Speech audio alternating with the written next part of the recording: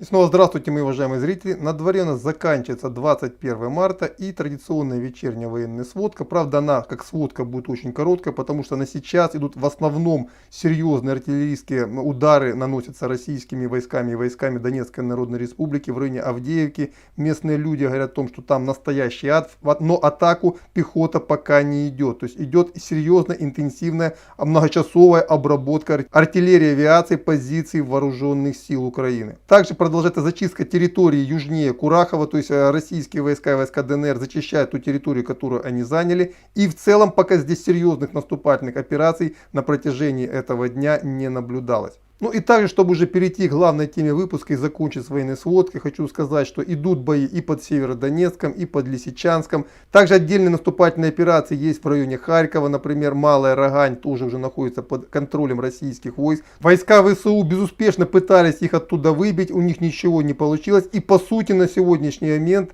трасса Харьков-Чугуев полностью простреливается российскими войсками, что здорово усложняет ситуацию для гарнизона Чугуева. Под Киевом тоже российские войска перешли в наступление южнее трассы Житомирской. То есть также под Броварами идет наступление в район Вышгорода. Все это есть. Но на самом деле это не самое главное. Это бои местного значения. И пользуясь такой оперативной паузой, я хочу поднять несколько очень важных вопросов. Вы знаете, вот сегодня произошло в Киеве очень важное событие. Это, митинг, назвать это митингом нет, акциями протеста тоже, наверное, в какой-то степени нельзя называть. А с учетом того, что официальная линия партии теперь в Украине одна, то есть все новости, которые выдаются официальными каналами, они должны быть единообразны и утверждены правительством Украины. Так вот, сегодня так называемые патриоты, там, сторонники Азова и прочих так называемых добробатов, они сегодня провели флешмоб, вывесили плакаты «Деблокируйте Мариуполь». Честно, лично я бы поддержал, если мог бы деблокаду Мариуполя, потому что чем больше войск пойдет на деблокаду Мариуполя, тем, я считаю, будет в конечном для Украины лучше. Потому что быстрее эта война в конце концов закончится. Но здесь самое важное не в том, а в том, что есть очевидный раскол между так называемыми патриотами и действующей властью. И это очень сильно напоминает ситуацию 2014 года. Помните, в Иловайском котле сварили, по-моему, 5 национальных батальонов. В том числе там был и Донбасс и прочая всякая шушера. Кстати, Донбасс добит был окончательно вот тоже в боях ныне где-то южнее Курахова. Тоже уже почти никого от них там особо не осталось. Так вот, чем напоминает те события нынешние? Что тогда, что сейчас действующие власти, вот эти так называемые патриоты, очень сильно мешали. Они по сути были, не властью, тем не менее очень сильно влияли на официальный Киев и уменьшали для него пространство для маневра.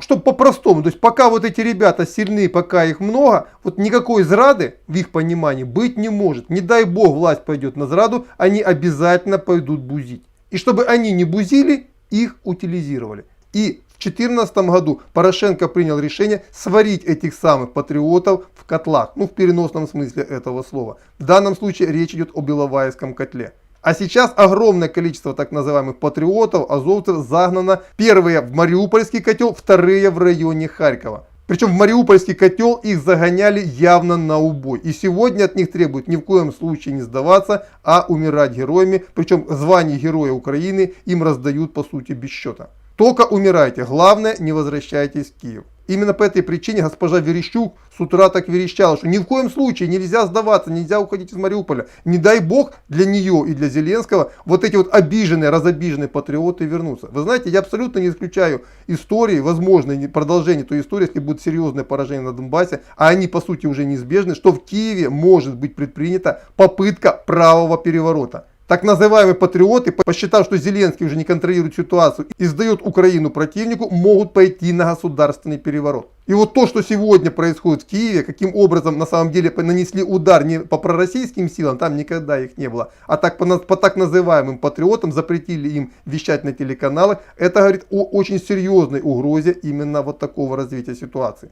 И второй момент, на который бы я тоже хотел сегодня обратить внимание, мы уже говорили о нем, но тут просто есть очень удобный повод. Антон Геращенко, бывший советник господина Авакова, сказал, что кинжал – это оружие трусов. То есть то оружие, против которого Киев официально ничего не может противопоставить, никак не может сбить, и которое наносит свои удары неотразимо и очень эффективно. То есть вот та ракета, которую еще недавно называли мультиком, две подобные ракеты поразила две условные цели. Причем одна цель находилась на глубине до 60 метров и была поражена высокоточно и неотвратимо. Хотя убежище было рассчитано в том числе на выдержание попадания ядерного боеприпаса. Так вот, почему я хочу заострить внимание именно на этом моменте? Вы знаете, почему сегодня вот эти так называемые патриоты так перепуганы? Почему вот эти наемники, которые сотнями было ринулись на Украину, быстренько с нее сбежали?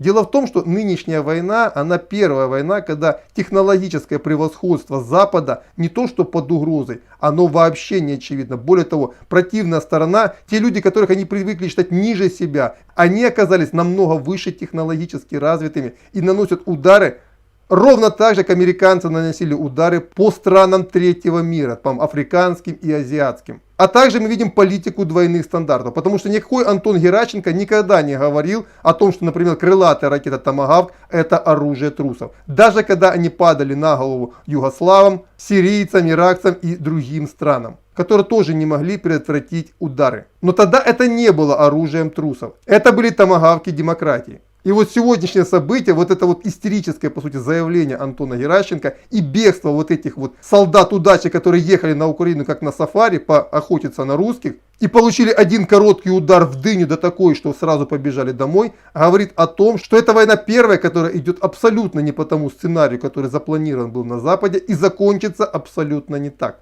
И я думаю, что российская армия удивит своих западных оппонентов, своих оппонентов по НАТО очень и очень быстро. Они сегодня из всех телеящиков повторяют бред Арестовича о том, что российская армия выдохла, все, она закрепляется на достигнутых позициях и дальше она будет только обороняться и отступать. Я думаю, не пройдет и неделю, как она их очень сильно удивит. Вот это то, что я хотел вам сегодня сказать. На этом по этой теме на пока все. До свидания. Подписывайтесь на канал. Ну и до завтра.